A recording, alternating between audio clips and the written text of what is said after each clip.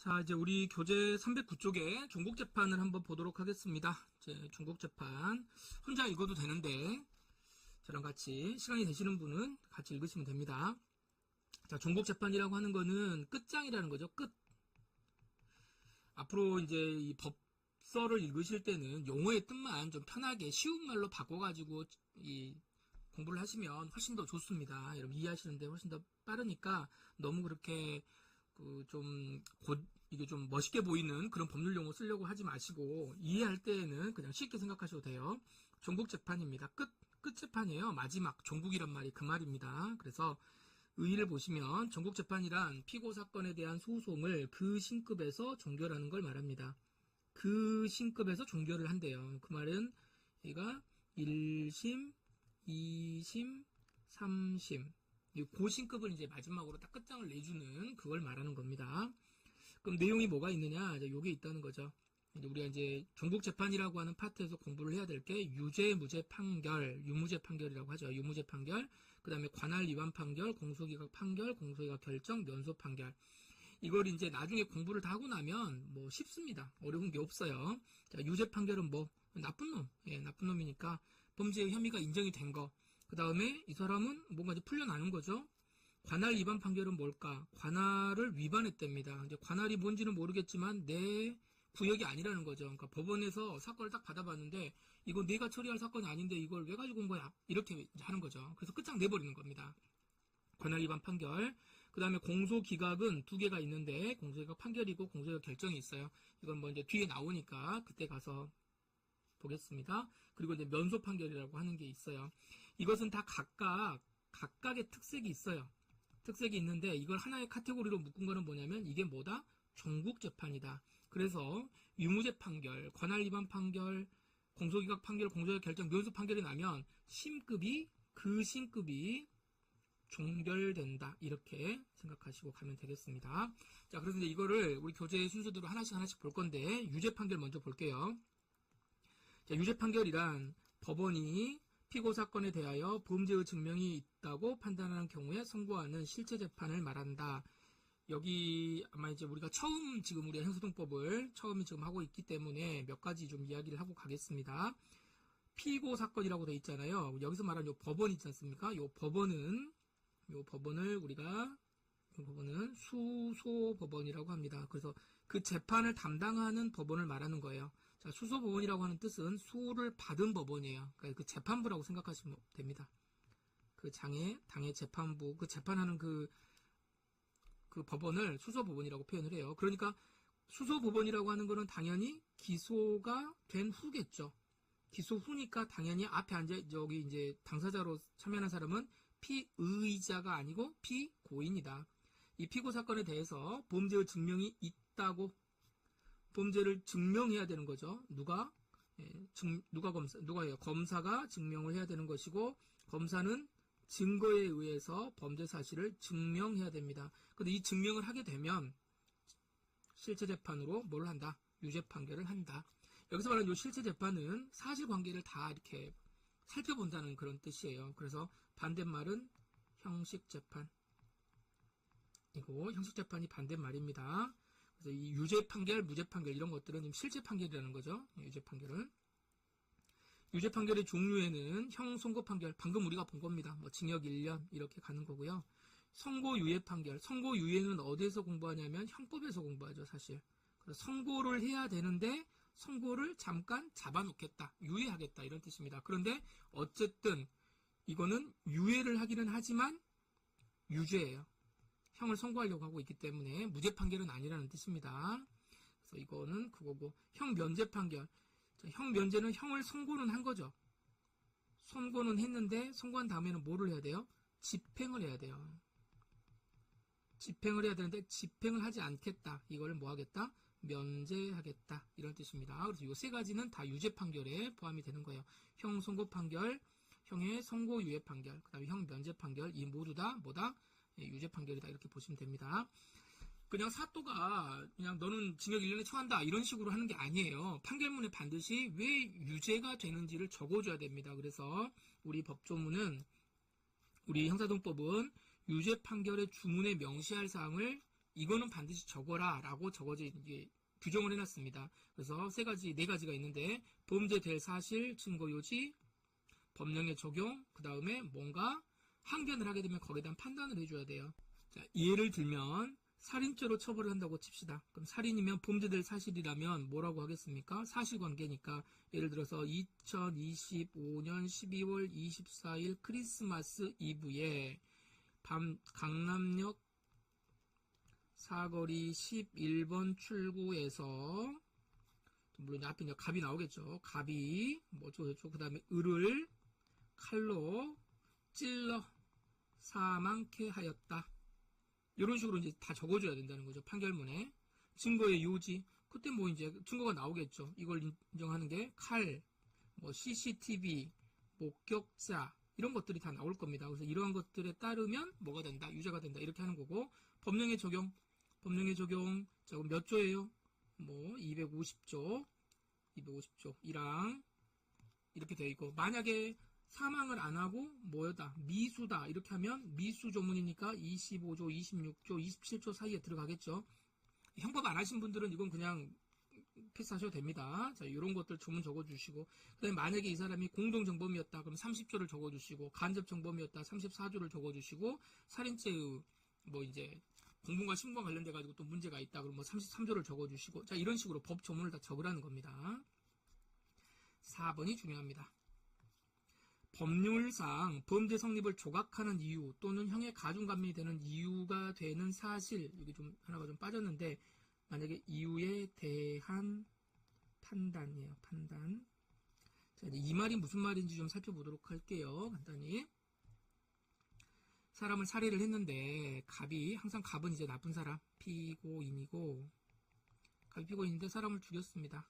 그래서 칼로 사람을 살해한 거 맞아요. 그러니까 이 사실을 칼로 살해했다라고 하는 거는 요거는 우리가 구속요건이죠. 범죄 구속요건인데, 이 사람이 뭘 주장하냐면 자기는 정당방위라는 겁니다. 정당방위를 주장을 해요. 그 주장을 한다는 건 뭐냐면, 이게 뭐예요? 정당방위면 조각사유죠. 그래서 위법성 조각사유를 주장을 하는 거고, 만약에 위법성 조각사유를 이렇게 주장을 하면 이게 받아들여지면 어떻게 되는 거예요? 받아들여지면 무죄. 안 받아들여지면 유죄. 닥쳐. 네가 무슨 정당방위야. 이렇게 하겠죠. 그러면 이걸 이렇게 주장을 하게 되면 유죄냐 무죄냐가 이 위법성 조각사유를 주장하는 이 주장에 대해서 뭔가 굉장히 좀 중요하단 말이에요. 그럼 판사는 만약에 유죄 판결을 할 거면 네가 왜 정당방위가 되지 않는지 여기에 대한 판단을 꼭 해줘야 된다. 이런 뜻입니다. 자, 정당방위, 위법성 조각사유 말고도 또 뭐도 있어요? 책임 조각사유도 있죠. 책임 조각사유도 있습니다. 저는 또라이예요. 저는 책임 능력이 없어요. 뭐 기대 가능성이 없어요. 뭐 이런 식으로 주장할 수 있잖아요. 이런 것들을 주장을 하게 되면 이것도 마찬가지죠. 이것도 뭐다? 유죄 무죄가 갈릴 수 있단 말이에요. 유무죄가 갈린다. 그러면 여기에 대한 뭐를 해줘야 된다? 판단을 해줘야 된다. 어떨 때? 유죄 판단할 때. 유죄로 하려면 이 사람의 주장을 배척하는 것이기 때문에 이거 할 때는 판단을 해줘야 된다. 이런 뜻입니다. 그런데 이 갑이 뭐라고 주장을 하냐면 이럴 수도 있어요. 저는 사람을 찌르지 않았습니다. 아예 처음부터 칼로 살해한 적이 없대요. 그럼 이거는 뭐예요? 단순한 범죄의 부인입니다. 부인이에요. 그러니까 여기에 대해서는 판단할 필요가 없어요. 왜냐하면 그냥 여러 가지 증거들이 있으니까 이 증거를 제시하는 것만으로도 네 말이 거짓말이구나 라고 하는 걸 판단할 수 있기 때문에 그렇습니다. 그래서 이 내용들은 뭐 뒤쪽에 한 번 더 나오니까 거기서 한번 살펴볼게요.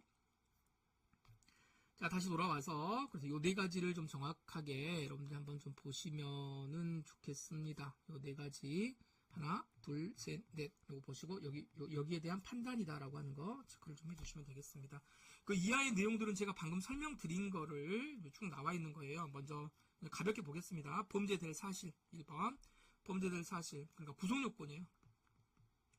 구속요건 언제 어떻게 뭐 범죄를 저질렀다 이렇게 하는 거 쭉 이렇게 명시를 해줘야 된다라고 하는 거고, 하나 보겠습니다. 고의는 굳이 적을 필요가 없어요. 명시하지 않더라도 이렇게 되어 있죠. 명시하지 않더라도. 왜 그러냐면 이 고의는 보이지도 않아요. 보이지가 않아. 그러니까 뭘로 판단하죠? 고의라고 하는 거는 행동을 보고 판단한다고 그랬죠. 그래서 칼로 목을 찔렀다? 그러면은 그냥 그 자체가 고의가 인정돼 버리는 것이니까 뭐 굳이 할 필요가 없습니다. 그래서 이거는 명시하지 않더라도 괜찮다. 예비, 미수, 기수도 정확하게 적어줘야 된다. 이거 하는 거고요. 그 다음에 공동정범인지 교사범, 방조범인지 이런 것들도 정확하게 적어줘야 됩니다. 그래서 자기가 지금 뭐 판결을 받는데 내가 내란 범죄 정범인지 교사범인지 방조범인지 뭐 이런 거에 따라서 다 이제 달라지는 거기 때문에 명확하게 해주어라 이런 뜻입니다. 그리고요 여기 교재에서는 여기서부터 여기까지 요 내용은 좀 여기에 들어와야 될 내용인데 요건 좀 여러분 삭제하셔도 됩니다. 이게 좀 나와야 되는데 올라가 버렸습니다. 자, 범죄 사실의 특정 보세요. 범죄 사실은 정확하게 언제 어디서 어떻게 범죄를 저질렀는지 육하 원칙에 의해서 잘 적어줘야 된다 이런 뜻입니다. 그래서 특정을 해줘야 되는 건데 뭐 아주 뭐 자세하게 뭐 몇 번 출구 몇 번 계단에서 칼을 찔러가지고 어느 부분을 뭐 가슴에서 몇 센치 이하의 부분을 뭐 거기를 찔렀고 뭐 이렇게 안 해도 됩니다. 너무 자세하게 할 필요는 없고 그냥 사람을 찔렀다 이 정도만 적어주셔도 된다 이런 뜻이에요. 그래서 그 정도면 충분하다. 판례도 똑같이 표현하고 있다. 자, 포괄일죄의 경우에 포괄일죄. 자, 포괄일죄는 예로 많이 든 게 뭐냐면은 범죄가 딱 한 번만 있는 게 아니고 동일한 의사로 예를 들어서 가장 예로 들면 새우깡도 훔치고 맛동산도 훔치고 브라보콘도 훔치고 껌도 훔치고 자 이렇게 동일한 의사를 가지고서 계속 이렇게 범죄를 저질렀어요. 그러면 이거는 만약에 이걸 10개 훔쳤다 그러면 10개의 절도범이 되는 게 아니고 이거 다 묶어가지고 이거 다 묶어서 한 개의 죄입니다. 이게 이제 포괄일죄거든요. 포괄일죄인데 그러면 이걸 적을 때 공소장을 적을 때 이거 각각 하나마다 다 이렇게 적어야 되는 거냐? 그건 아니다. 그거는 아니고 어차피 일죄이기 때문에 언제부터 언제까지 유리창문을 깨고 들어가서 가지고 오는 방법으로 10회에 걸쳐 총 30만 원의 물건을 훔쳤다. 뭐 이런 식으로 해도 된다. 그 다음에 공범입니다. 공범 요거 다시 한번 나오는데요. 공범을 할 때에는 정범을 적어줘야 돼요. 공범으로 이렇게 이제 이 사람이 공범이다라고 할 때는 정범이 어떤 사람이라고 하는 사실을 적어주고 거기에 뭐 했다? 가담하였다라고 하는 판결을 써줘야 되는 거니까. 자, 우리 형법 총론 공부하신 분들은 요거 이제 리마인딩을 해보시면 됩니다. 정범이고 여기가 공범이면 공범은 독립하여 성립하지 않죠. 그러니까 요게 뭐예요? 공범 종속성설 때문에 당연한 거예요. 그 다음에 공범 종속성설인데 이 사람이 처벌이 달리면 어떻게 해야 된다? 정범이 최소한 위법해야 된다. 그래서 이걸 우리가 제한적 종속 형식 이렇게 했던 거 기억나시죠? 요거 이제 형법 총론까지 이렇게 보시면 그러니까 이런 것들 때문에 당연히 공범으로 처벌을 받을 때는 정범을 적어줘야 된다 이런 뜻입니다. 넘어가시고 자 증거의 요지 증거 아까 우리 말했던 거 뭐 칼 같은 거 뭐 증언이라든가 이러이러한 증거를 쭉 이렇게 적어놔야 되는 거죠. 그래서 그런 거 적고 여기 보시면 이런 표현 나옵니다. 범죄 사실 인정에 배치되는 소극적 증거는 명시할 필요가 없대요. 예를 들어서 사람을 죽였는데 범행 도구로 쓰인 게 칼하고 밧줄이 적어져 있어요. 예를 들어서 검사가 공소를 제기할 때 이런 것들을 뭐 다 이제 법정에다가 제출을 했단 말입니다. 근데 칼로 사람을 죽인 거는 알겠는데 밧줄은 아니에요. 그러면 이게 지금 우리가 유죄 판결을 공부하고 있기 때문에 범죄에 사용된 것만 써주면 돼요. 칼만 써주면 되는 것이지 밧줄로는 안 죽인 것 같은데 이런 표현을 쓸 필요가 있다 없다? 없다 이런 뜻입니다. 그래서 소극적 증거는 명시할 필요가 없다. 뭐 이런 것들 뭐 객관식으로 한번 보시면 되겠습니다. 그래서 전반적으로 이제 이 칼로 사람을 찔렀다 이렇게 하면 되는 것이고요. 그게 뭐 아주 매칭을 그 칼이 뭐 어디 옆구리 찌를 때는 뭐 1번 칼이었고 뭐 목을 찌를 때는 3번 칼이었고 뭐 이런 것들을 계속 뭐 매칭을 아주 정밀하게 할 필요는 없다라고 하는 게 이제 2번이고요. 3번은 이제 중복되는 겁니다.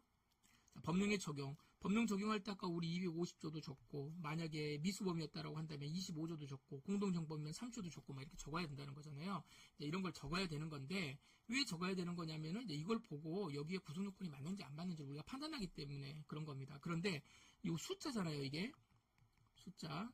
이거 적다가 오타가 나버릴 수도 있습니다. 250조인데 251조로 듣는다거나 공동정범인데 이걸 깜빡해가지고 안 적을 수도 있어요. 근데 이 판결문은 누가 적습니까? 예, 판사가 적죠. 예, 법원은 적는 거예요. 근데 이걸 만약에 실수해버렸다. 그럼 이거 어떻게 할 거냐. 판결문이 지금 엉망으로 적어진 거 아니냐. 그러면은 굳이 이야기하자면 뭐예요? 법에 그렇게 잘 적으라고 그랬는데 법에 적으라고 했는데 안 적었다면 위법해야 되겠지 않겠습니까? 위법해야 되지 않겠습니까? 그런데 우리 판례는 이건 우리 판사들이 잘못한 거니까 우리도 실수할 수 있지 뭐 이러면서 밑에 내용을 보시면 설령 그걸 안 적었다고 하더라도 위법하다고 볼 수 없다. 뭐 그냥 판결엔 별로 영향 없다. 이렇게 판단하고 있어요. 자, 이분 봐봐요. 공동정범의 성립을 인정했다라고 하면 3조를 적어줘야 돼. 3조 적어줘야 되는 공동정범이니까 3조 적어줘야 되는데 설령 우리가 좀 안 적었다고 하더라도 위법이라고 할 수 없다. 이렇게 됐죠. 간접정범이에요. 간접정범이면은 어떻게 적어야 돼요? 34조를 적어야 되는데 판결문에 30조를 적었어요. 이랬다고 하더라도 어떻다? 예, 이것도 위법하다고 볼 수 없다. 법령의 적용, 공소장에 기재된 적용법조에 구속되는 것은 아니다. 그래서 이거는 이제 사실 나중에 이거 공소장 변경과 관련돼 가지고 그때 가서 한 번 더 살펴드리도록 하겠습니다. 그 다음에 이런 것들도 그냥 읽어보시면 되겠죠. 명백한 옥이라면, 명백한 거라면 위법이라고 할 수가 없다. 이런 거 보시고. 자, 8번은 조금 어려운 건데 조금 이제 어렵습니다. 뭐 지금 우리 형사정보 개론 공부하시면서까지 굳이 아실 필요는 없고 혹시 요거 좀 여기 저기 좀 더 깊게 공부하시는 분들은 와가지고 저한테 질문하시면 제가 설명을 드릴게요. 사후적 경합범이라든가 이런 것들이 이제 기본적으로 다 돼야 되는데 이거 설명하려면 시간이 여기 너무 많이 걸리니까 요건 패스. 그 다음에 5번 자 주장에 대한 판단 이거 해줘야 된다 그랬습니다. 반드시 이건 해줘야 돼요. 아시겠죠? 다만 난 안 죽였는데요 라고 말하는 거 있습니다. 아까 설명드렸죠. 단순히 범죄 사실을 부인하거나 고의를 이제 범이 없음을 주장하는 경우 저는 그럴 의도가 아니었는데요 뭐 이렇게 주장하는 거는 굳이 판단해 줄 필요가 없어요. 이거 여기에 대해서는 뭐만 하면 돼요. 증거를 제시하면 됩니다. 저는 살해할 의사가 없었는데요. 저는 살인의 고의가 없었는데요 라고 주장을 해요. 그러면 야 네가 목에 칼을 꽂았는데 살인의 고의가 없었다고? 예, 그냥 이것만 말을 해주면 돼요. 이것만 목에 칼로 찔렀다. 그렇기 때문에 고의가 있음이 분명하고 이제 이런 식으로 판결문을 쓰면 된다. 그런 뜻입니다. 자, 3번, 4번은 제가 말씀드렸습니다. 읽어보시면 여기는 유법성 조각 사유 판단해야 된다는 것이고 4번은 책임 조각 사유 판단해야 된다는 것이에요. 그 이유를 기재하지 않으면 어떻게 될 거냐? 이유를 기재하지 않으면 절대적 항소 이유라고 되어 있습니다. 자, 여기서 절대적 항소 이유라는 표현이 나오고 또 여기는 뭐라고 되어 있어요? 상대적 항소 이유라고 되어 있죠. 그래서 항소 파트에 가서 우리가 한 번 더 볼 건데 절대적이라고 하는 것은 뭐냐면 묻지도 않고 따지지도 않고 이유를 붙이지 않았다. 이유 없이 그냥 너는 살인죄야 이런 식으로 이야기를 하게 되면 항소 이렇게 올라간다는 것이고 판결 이후에서 내가 유법성 조각 사유를 주장을 했는데 거기에 대해서 판단을 하지 않았어요. 그랬다라고 한다면 이거는 상대적 항소 이유래요. 상대적 항소 이유는 절차의 법령 위반 이렇게 되어 있는데 판결에 영향을 미쳤을 때 그때 이제 항소 이유로 삼는다 이런 뜻입니다. 이 개념만 이게 뭐 절대적이냐 상대적이냐 이 개념만 여러분 알고 계시면 될 것 같아요. 자, 그리고 이제 그 이하에 이제 우리가 판례들이 좀 나와 있는데, 이 판례들은 지금 제가 방금 설명드렸던 이 내용들을 중심으로 해가지고 한번 읽어보시고요. 판례는 이해를 하시는데, 방금 제가 설명드렸던 이론에 치우쳐서 요 이론을 바탕으로 해가지고 이해를 하시고, 이해가 되면 오케이, 안 되면 한 번 더 질문, 왜 이러는지 한번 질문해서 이해하시면 됩니다. 그래서 판례를 하면은 좀 더 시간이 또 이제 좀 길어지니까 일단 나머지는 이제 우리 수업 시간에 좀 더 정리를 하기로 하고 기본적인 틀 유죄 판결에 대해서 살펴봤습니다.